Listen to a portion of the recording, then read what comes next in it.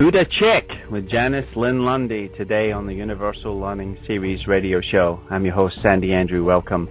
Janice Lynne Lundy is the woman behind Buddha Chick and the creator of the Mindful Makeover Kit, a life-altering audio program that helps women live mindfully with self-compassion for a greater daily experience of peace and joy, no matter what is happening in their lives. Jan is an educator, interfaith spiritual director, retreat leader, and celebrated author of 6 personal spiritual growth books for women. Jan's own personal growth spiritual journey began in earnest when she lost her health in 1994. She has since recovered by adopting the mindsets and using the practices she shares in her books and programs. Jan is passionate about helping women live more calm, clear, and wise, and has been doing so for nearly 20 years. Learn more about Jan at awakenliving.com and at buddhachick.org. Good morning, Jan. Welcome back to the Universal Learning Series radio show. Good morning, Sandy. Thank you so much for having me. It's nice to be back. Okay, Buddha Chick. I get a chuckle every time I read this and I write it. So, 2 questions for you. How'd you come up with it? And what does it all mean? Thanks for asking. It makes me chuckle too, Sandy, just so you know. It brings a smile to my face. It brings a smile to a lot of people's faces. Buddha Chick was one of those blips of the universe, I think, that sort of lands in your mind that you don't know where it came from, and you're not exactly sure how it got there, but when it landed there, you went, oh, that is something. It really started with my own journey through, as you mentioned, losing health and finding the practices and the mindsets, the techniques, the tools to help me regain that in a natural way, unmedicated, aligning myself with my own inner well-being. And that's because most of my life, I have to admit, I probably wasn't too Buddha chicky. And I laughingly say today that I inherited worry genes from my father and anxiety genes from my mother. And so it's been a long journey of healing and coming to a place of wholeness, which is what I write on my books about for women. But anyway, Buddha Chick, where did she come from? During the years that I was really struggling with finding inner stability and a sense of inner calm, especially with dealing with anxiety, one day in my frustration, I believe, and I've been a seeker for a long time, a learner, it came to me just as I was speaking to my husband, something about being upset or something bothering me, and I said, I just want to be a Buddha Chick. And I don't know where it came from, Sandy. It just came, except that there's a little bit of a story behind it in that I've always admired the images of the Buddha with this calm, serene look on his face. The idea that we can be experiencing all kinds of things. All kinds of things can come at us from different areas of life, and somehow we can still maintain some sense of equanimity, and I wanted that. Mm-hmm. And so I began to refer to myself when I was feeling that way, accessing my inner calm, my clarity, my wisdom, as a Buddha Chick. And so that's what I mean by it. And I think every person, every woman, okay, maybe a guy would be a Buddha dude. I'm not sure about that. But my market and audience and the people I spend all my time with in terms of this work has been women. So I speak of Buddha Chick. But it really is any woman, every woman, Sandy, because I believe that deep within our core, our essence, and I have the sense that after listening to your programs and looking at your work for a lot of years, that you believe this too, that in our essence is a sense of deep peace and deep joy and confidence and courage and brilliance. And that really is our true nature. You know, that's who we really are. That anything other than that is just the ego. You know, it's habituated thinking, emotional patterns that we learned from childhood. And the reason I know this is true is because it takes no effort, really, to have a spontaneous experience of peace or love or joy. It's just there. We don't have to search to find it. But most of us, we just keep searching outside of ourselves. So the whole Buddha chick deal is this. We learn how to access that. We just learn how to drop down in, get aware of our thoughts and our feelings so that we can begin to live fully from that calm, clear, wise space.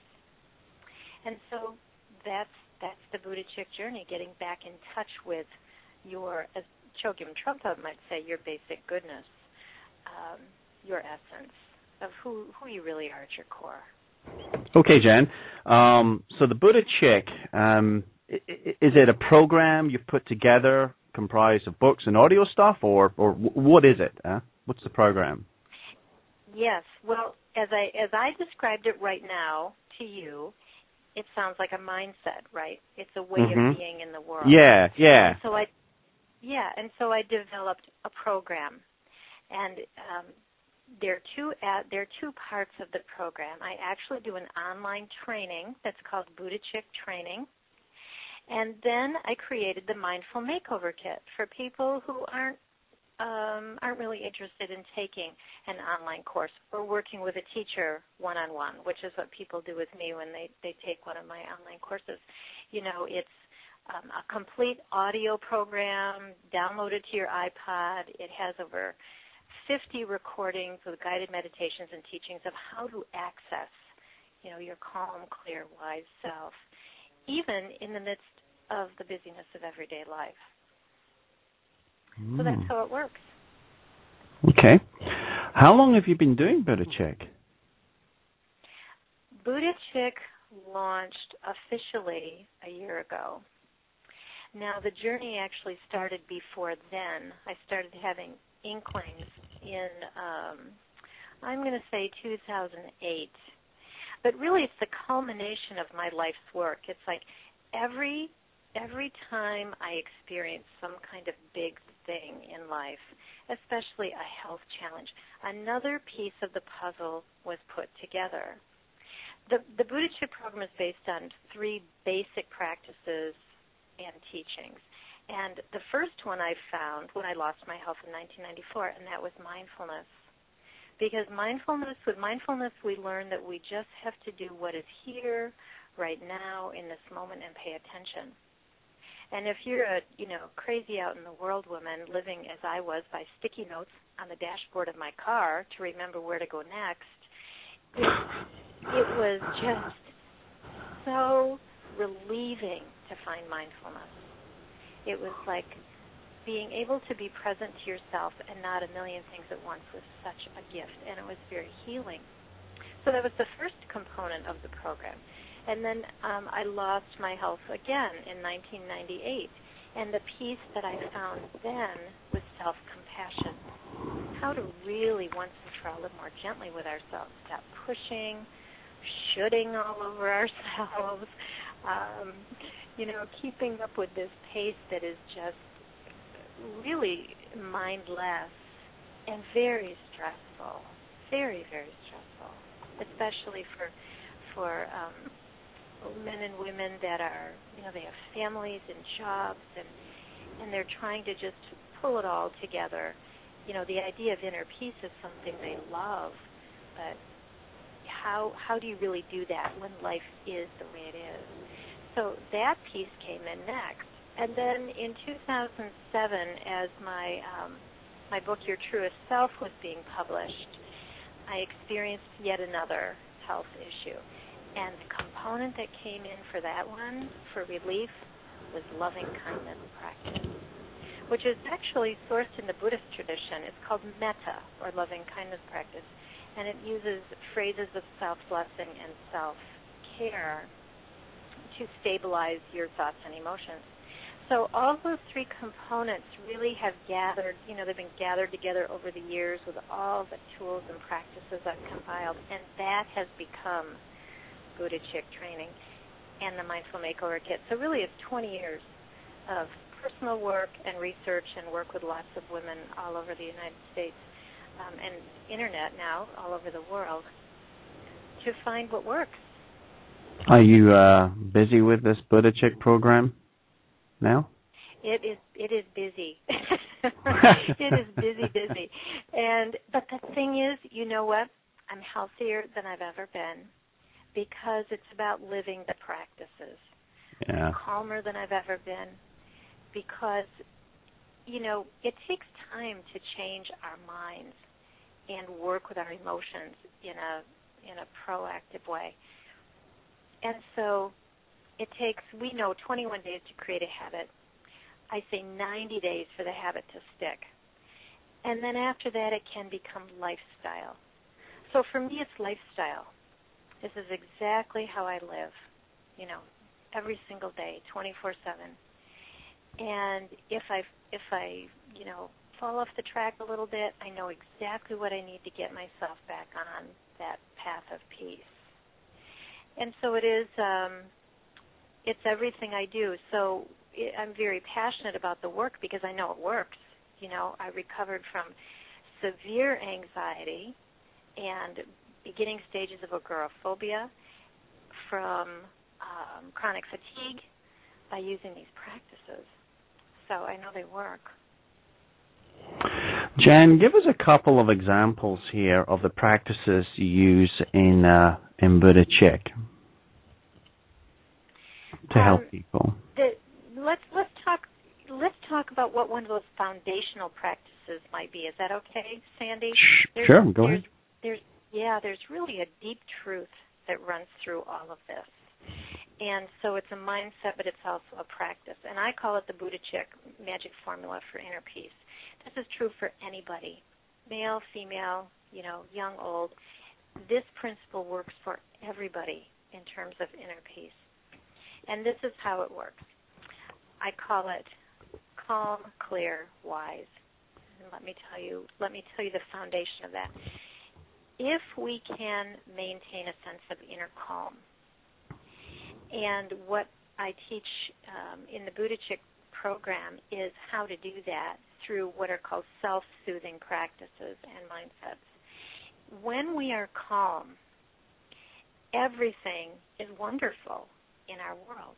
Our thoughts are tame, our emotions are minimized and more rooted in joy and happiness. And so calm is the foundation. And then out of that calm, the more calm you can be consistently on a day-to-day basis, the more unruffled. The Buddhist term for this is equanimity, just in that middle zone of being able to respond in a way that is calm. Out of that calm rises our natural clarity. And clarity is clear thinking and clear seeing and wise decision-making. Because you can't do that from a place of upset. It never works. We don't make the right choices. Things fall apart. We get delusional in terms of the ego. The ego guides us in a certain direction. So this calm gives rise to clarity. And when we're clear, the world looks completely different. And out of that clarity rises our natural wisdom. And our natural wisdom is not being smart, it's being open-hearted, compassionate, loving and caring and generous. And so it's an interesting formula. You can't get to wisdom unless you have inner calm and clarity. And so it builds. We begin with foundational practices of creating calm. And then we create practices of clarity by working with your mind, with thoughts, and working with difficult emotions. And then when you can work with those in a gentle, kind, loving way, out of that rises your self-compassion and your compassion for others and your open-heartedness. So it works for everybody. So I tell people, what are your calming practices? How much time do you do them? Are they just something you do when you're panicked? Or do you have a daily practice that helps you stay calm and centered so you can be clear, so you can be open-hearted and wise? Does that make sense? Oh, absolutely, absolutely. Now, how would a person who's listening here think, okay, I get that, Jan, but I really struggle remaining calm all day, all week, all month. I fly off the handle at work, I come home, my kids drive me crazy, my husband doesn't do nothing, Mm-hmm. What you're saying in those phrases that you hear other people say is you're really speaking your ego. What we teach in Buddha Chick training is that you're not your ego. Your ego is a human operating system. It isn't even fully developed until we're 3 years old. So we come in being rather ego-less, and we learn innately and societally how the ego grows and gets bigger and bigger, and it becomes our thinking. It becomes our feeling. In reality, we are not our thoughts. Thoughts are something we experience. They come, they go like the wind. I mean, one minute you're thinking of pizza, and the next minute you're thinking about, a movie you saw a couple nights ago. Wow. We're all over the place with our thoughts. Wow, you're so right. Wow, I mean, that's really a profound statement you just made there. Okay, carry on. Sorry. It's true, and that's why in Buddhist teaching, and I'm thinking of Jack Kornfield, who talks about this specifically. He always talks about thoughts as clouds. Really, that's what this means, is that, if you mapped out what your thinking was in a day and you could possibly write down how many thoughts you have, they say 60,000. Most of those are ego-based thoughts. They're about what I don't like, what I don't want, and what's wrong, and what I'm not getting, and who's bothering me.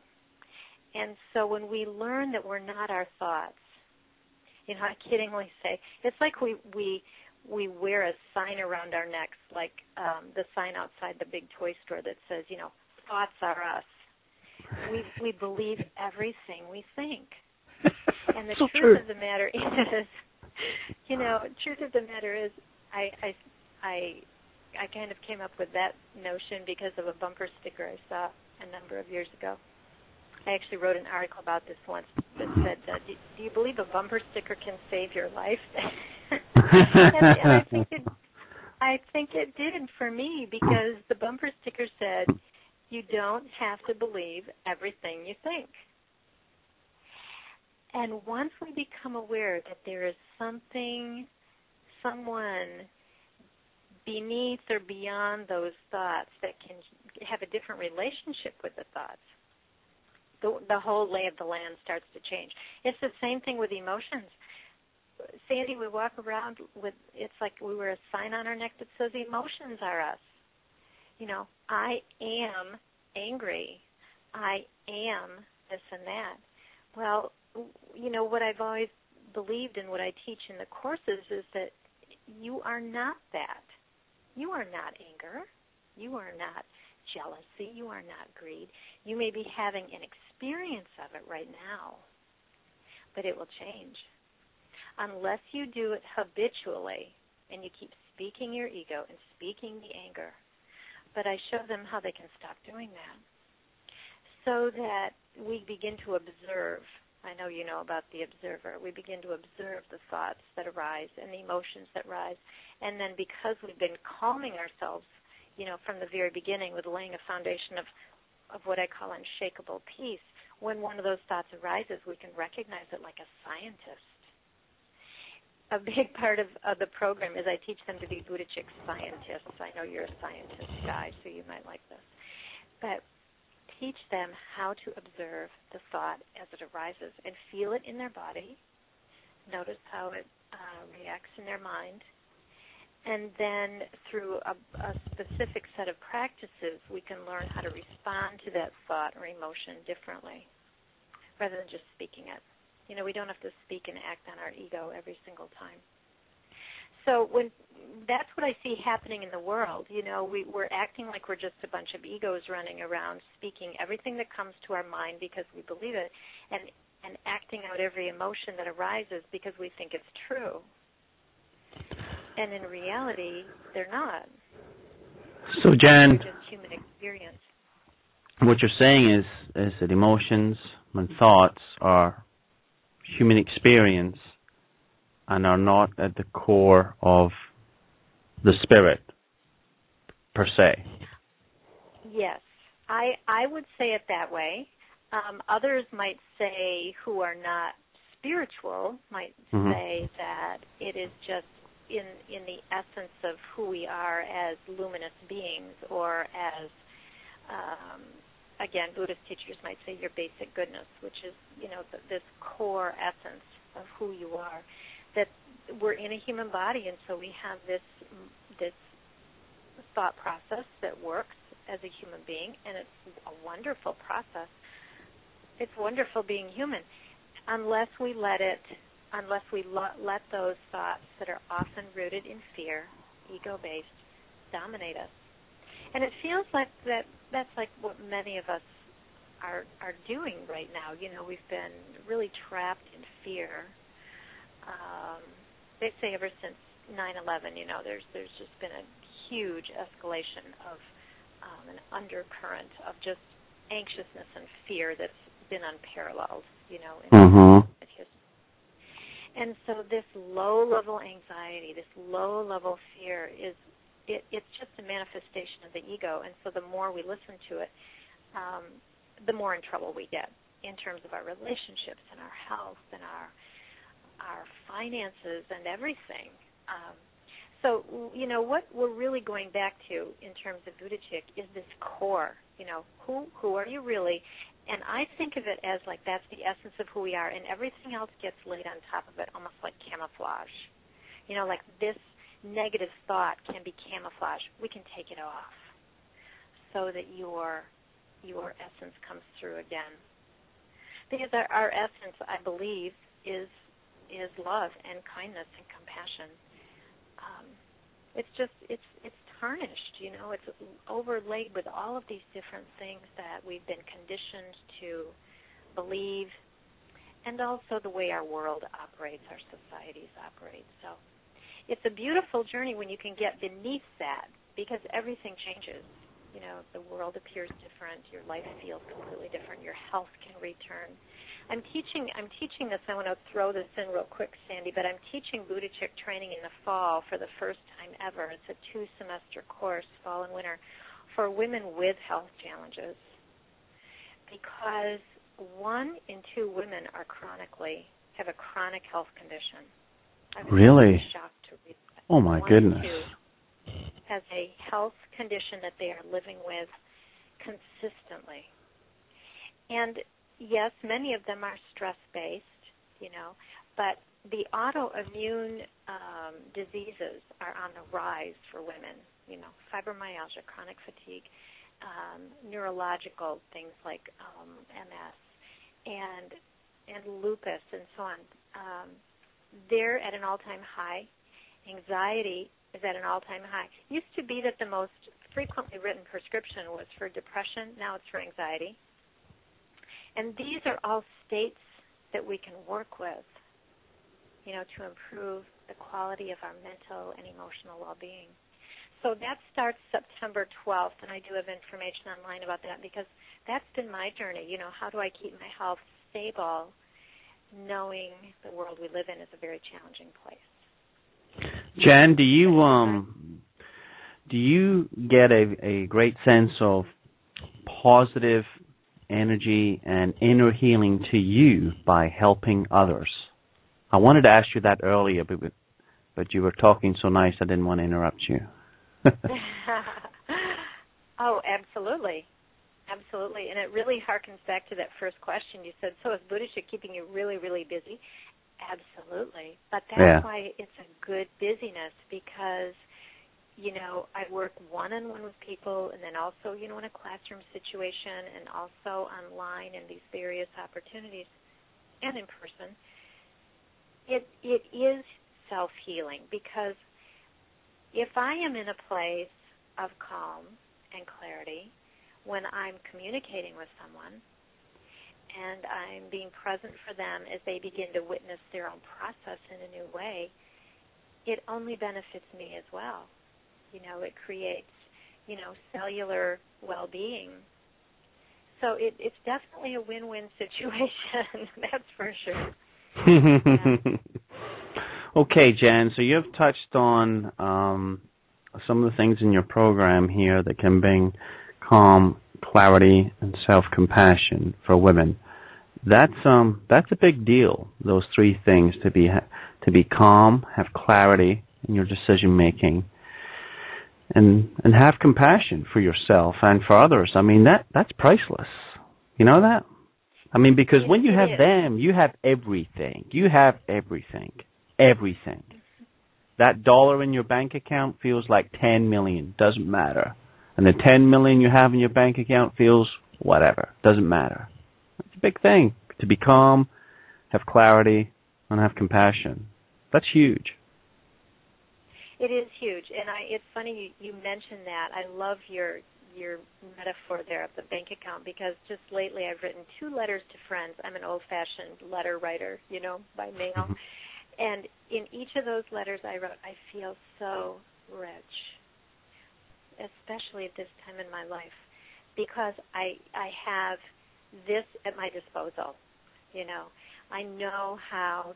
These are like the keys to the kingdom. This is like, if you know how to access gentleness for yourself and kindness for yourself, it naturally outpours onto other people. It naturally impacts others.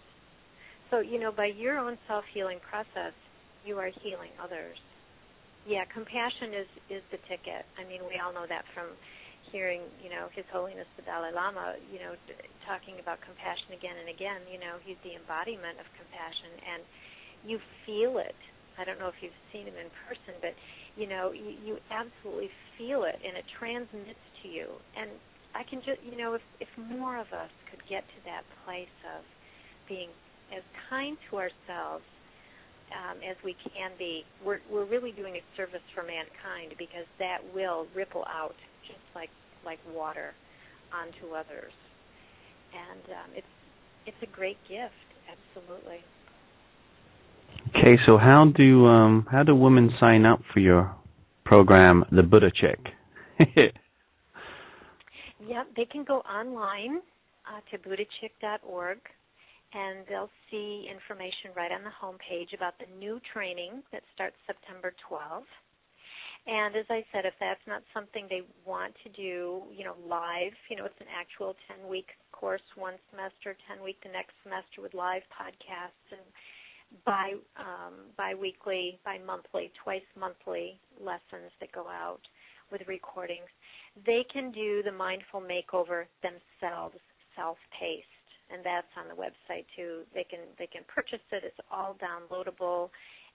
Manual, workbook, recordings. Plus, one of the things that I do that I think is pretty unique, Sandy, on the web is that for every program that I offer, there is a private discussion area where, kind of like a forum, but it's only people that have signed up for any program, whether it's a retreat or a teleclass or the Buddha Chick training. And I am in there. I am in there talking with them. Not a helper, not an assistant, not some staff member. I interact with people every single day online. You mentioned in my intro, one of the things I do is I'm a spiritual director, and what that means is you journey with people one-on-one in a compassionate, present way so that they can see their lives more clearly. And so I'm actually doing that online in these private areas of Buddha Chick. And so that brings me great joy, too, because then people can get the one-on-one help they need, and they're not paying extra for it. Yeah. They're not paying $250 an hour to talk to a, life coach. This is just part of my calling and what I do. And So we interact one-on-one, we make breakthroughs together, and it's really a powerful process. Good stuff. Would you call yourself a Would you call yourself a Buddhist? I know I bet you some people are wondering if you're a Buddhist, well, amongst many other things. I don't call. Oh, absolutely, and that's a great question because they say, "Well, is Buddha chick Buddhist?" And I say, not necessarily. I wouldn't call myself a Buddhist. I don't practice the religion of Buddhism, but I do adopt the Buddhist mind trainings and practices because they work. You know, they are what have brought me the greatest peace and joy and happiness that I've ever known. I was raised Protestant Christian. I'm still on the staff of a Catholic ecumenical leaning spirituality center in Grand Rapids, Michigan, as a spiritual director and mentor to other spiritual directors in training, and I teach women's programming there. I consider myself a really interspiritual person. I have been all of my life. My training is actually as an educator, and the training is I was a teacher of comparative religions. And so very early on, I was drawn by the various wisdom traditions of the world and saw the core truths in all of those, so that's what comes into the programs that I do. So actually, most of the women that take anything Buddha-chick or participate in anything Buddha-chick are not Buddhists. They are interspiritually minded women or Christian women that are more liberal or women that are unaffiliated. And so it's women who I think are very progressive in their thinking, who are open to the teachings of all the world's wisdom traditions. Though Buddha-chick training does incorporate some of the Buddhist mind trainings of mindfulness, loving kindness, and compassion. Jan, in your study of comparative, in your study of comparative religions, what do you find is the common thread? Well, you know, it really is compassion. You know, the golden rule is in every single religious tradition. There's a version of it, every single one. I actually have that on my website somewhere, and I've written a lot about it in terms of articles. It really is this core sense of our basic goodness, our innate nature is kindness, is love, and we are here to make that manifest in the world. That's our purpose. And then, you know, I think there are contemplative practices which are very common that run all the way through. You know, the value of silence, of reflection, of connection with nature, of prayer or meditation. They're all, you know, we each have a little bit different way of perceiving them, but it's all basically the same. We're trying to get to the core of who we are, make sense of why we're here, and if we are alone or not, if there is a sense of divinity or the sacred, and how do we fit into all that? That, to me, is the common thread, and then we just each seem to answer it in a different way. As Matthew Fox wrote, you know, one river, many wells. I do believe that is true. Okay. Well, here comes the $1 million question for you. Okay. Well, the tough question, yeah. Not $1 million. Keep money out of this, all right? Okay. Here we go. This is it. You ready? I'm ready. What about the guys? How can we do Buddha-chick? I know. You know, it's interesting because when Buddha-chick was launched, my husband is my creative partner, and he would hate it if I called him a Buddha dude, so I don't. But he's had a vision actually for a very long time of doing this for men, and the time may come when that happens, but he called it conscious guy, and I love that. You know, the principles are the same, Sandy. The principles are exactly the same. And so, you know, I can't say that down the road I might not write a more generic kind of manual for everybody. My husband and I, in fact, we wrote a book a few years ago called Perfect Love, and it really is about demystifying the ego and how to not speak our ego and act out our ego and how to get in touch with our essence. And it was written for men and for women. So that is available, and I actually use that text in the Buddha Chick training course. It's called Perfect Love by Brad and Jan Lundy. You can get it on Amazon. And so because it's co-authored by a man, a lot of men have read it and really found it eye-opening as to how to have a new relationship with their thoughts and their feelings and move into equanimity and kindness and compassion. So here's the deal, Jan. You're talking about achieving calm, clarity, and self-compassion. I keep going back to this. I mean, that's a big thing. Now, there's guys who are going to listen to this podcast wherever on the internet, and they may be listening to it now, and they're going to want to do this. Can a guy sign up for the course as it stands right now as Buddha Chick? Oh, I wish they could, but they can't. I'm sorry. But you know what? You're giving me lots of great ideas, Sandy, and so I do think that there are opportunities for men to do this good work, and there are many on the internet. And you know, let me tell you honestly, I didn't know, and I still don't know.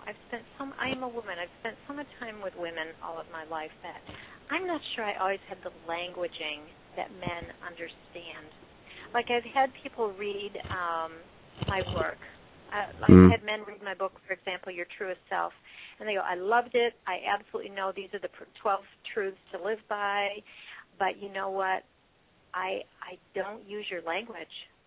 It's very emotional, and, you know, men and women do have different emotional operating systems. So I think there are some men out there that are doing very good work. Richard Rohr is one of them. He has an entire men's program that he does at his retreat centers in New Mexico, which take men through a very similar process, I think. A little more Christian leaning, but he has world wisdom tradition aspects in there. But, you know, I think any time we can begin to become aware of our thoughts and our emotions, it's all about willingness. And this is not, you know, this sounds simple, Sandy, but it's not always an easy process because, you know, the ego is really something. I think of it like a chameleon, you know. It changes its clothes, its color constantly. It can even convince us that we're deeply spiritual, and we can be completely delusional. Oh yeah, now there's a thought to consider for many of us. Well, are we now? Are we even more spiritual or even less? Yeah, that's good. All right, Jan. Well, I'm just saying that you know, your course Buddha Chick looks very intriguing. It's certainly interesting to me here, talking to you on the show. And I know there's going to be guys out there wanting to know if they can do it. So as the host, I have to ask that awkward, funky question. So you gave the response, and that's fine. So for right now, in its present format, audience, it's a women's only program, and maybe Jan will come out with something else, and maybe with her husband too, more geared towards the male gender. But I would say, Jan, I'll throw this comment out that regardless of what language you use in your book, people will still get it, and they can still use it. So, I mean, I'd seen your work in your first book when you were on the show a couple of years ago, and it was very good to me. So I got it. So there we go. And absolutely, and I do want to emphasize, you know, Perfect Love is a great resource for men. It really walks men through this process of being aware of your thoughts and your emotions and choosing new, and it takes it in the context of relationship. And so it's probably one of the first kind of non-threatening to men books about relationship, because it's written also, you know, by a man. But it really does help jumpstart the process. So I would really encourage a man, if he's really interested in starting this process, to consider that, because it will open the door. You know, you are not your thoughts, you are not your emotions. You can achieve this equanimity with learning how to respond, not react to your emotions and thoughts. And then you build from there. Well, thank you for that recommendation. Now let's let's end our discussion here this morning, Jan, by you recommending what's the most important thing we can do today as spiritual beings walking this earth, or whatever we are walking this earth. Isn't it true? I know I've often said, I didn't originate it. I think it was Teilhard de Chardin. We are, spiritual beings having a human experience. I really think we are both. We are beautiful human beings, and thank goodness we're human because we get to have this experience where we get to hone our true self. That's what this life process seems to be all about, to wake up. And so it is about awakening. It is about cutting through illusion and delusion. And really, for the first time, seeing yourself as you truly are in your essence. And we do that through being very transparent. This is really key to everything that I teach. If we can really look at ourselves clearly, but then we marry that with self-compassion. So we don't beat ourselves up when we see what we see. We have mercy for ourselves. We have kindness for ourselves because we're just a human being trying to make sense of our world. And so it is, waking up. Self-compassion, I think, is the key. The more awake and aware and kind to ourselves we can be, the more kind-hearted and generous we will be to everyone else around us. So it's a journey of discovery. It is about diving in and getting to know who you really are beneath the ego, beneath the camouflage. Because what you're going to find is that there's somebody absolutely amazing there. And I think that's what the journey is all about. And then being real, being it in the world. No more phoniness, no more games. Let's just say what is and be genuine in our human experience of it's tough, we're struggling, but there's joy and there's happiness in the midst of it too. Good. We have been discussing the program Buddha Chick with Janice Lynne Lundy. Please check out our website at buddhachick.org, and she also has another website, awakenliving.com. Links to Jan's websites are on the main page of the Universal Learning Series website, and will be on the archive show page as well. Jan, thank you very much for joining us here today and talking about your very interesting program, Buddha Chick. Oh, thank you, Sandy. It was wonderful to speak with you again. I so appreciate your good work in the world and how you keep opening us up to new ways of thinking and being with expanded consciousness. It's wonderful. Congratulations on your work. Thank you. Best of luck with the program. Looks great. Thanks, Jan. Thank you. Bye-bye. Bye-bye. Thank you for listening to the Universal Learning Series radio show, where we discover the spiritual and scientific universe. Have a great day.